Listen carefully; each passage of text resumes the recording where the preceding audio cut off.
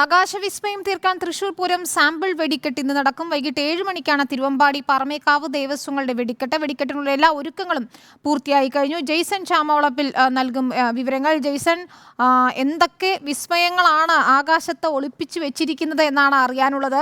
യഥാർത്ഥത്തിൽ നടക്കുന്ന വെടിക്കെട്ടിന്റെ ഒരു സാമ്പിളാണ് ഇന്ന് നടക്കുന്നത്. പക്ഷേ എങ്കിൽ പോലും അതിൽ ഗുണ കേവ് ഉൾപ്പെടെ ആകാശത്ത് വിരിയും എന്നൊക്കെയാണ് പുറത്തു വരുന്ന വിവരങ്ങൾ. അതിന്റെ രഹസ്യങ്ങൾ പുറത്തു വിട്ടിട്ടുണ്ടോ തിരുവമ്പാടി പാറമേക്കാവ് ദേവസ്വങ്ങൾ?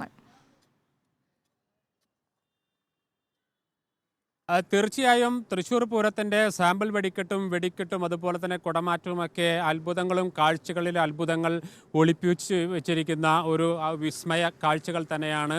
ഇന്ന് നടക്കാൻ പോകുന്ന സാമ്പിൾ വെടിക്കെട്ടും അത്തരത്തിൽ ഒന്നാകും തന്നെ എന്ന് ഉറപ്പിക്കുന്നതാണ് കഴിഞ്ഞ ദിവസങ്ങളിൽ ദേവസ്വം ഭാരവാഹികളുമായി നാം സംസാരിച്ചപ്പോൾ ഉണ്ടായ ഒരു അനുഭവം.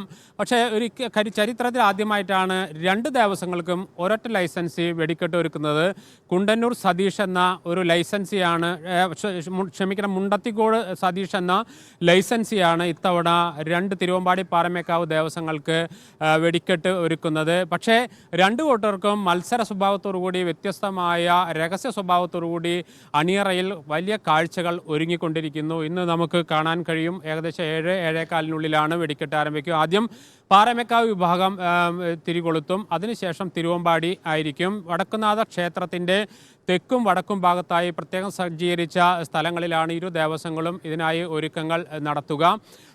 ഗഗൻയാൻ, അതുപോലെ തന്നെ പ്രേമലു, ഗുണ കേവ് തുടങ്ങി പല പേരുകളിലും കാഴ്ചയുടെ വർണ്ണ കാഴ്ചകൾ ഒരുക്കാൻ വേണ്ടിയിട്ടുള്ള ഒരുക്കങ്ങൾ കഴിഞ്ഞ കുറേ നാളുകളായി ലൈസൻസിയും അതുപോലെ ദേവസ്വം ഭാരവാഹികളൊക്കെ നടത്തിക്കൊണ്ടിരിക്കുകയാണ്.